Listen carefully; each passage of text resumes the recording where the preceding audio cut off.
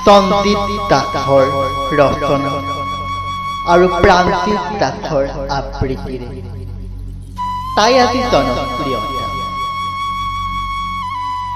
আজি কিমান দিন হ'ল তাইক লগ নোপোৱা, তাইৰ সৈতে কথা নাপাতা। সেই যে তাইক পাণবজাৰত লগ পাইছিলো, তাৰ পিছত আৰু লগ পোৱা নাই।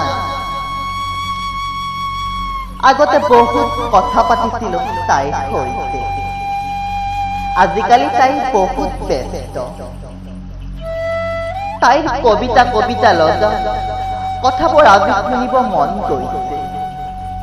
অৱশ্যে সেইদিনা দেখিছিলো দীঘলী পুখুৰী পাৰত তাইক এবাৰ তাইৰ জনপ্ৰিয়তাই মোক তাইৰ সৈতে কথা পাতিব সুবিধা নিদিলে।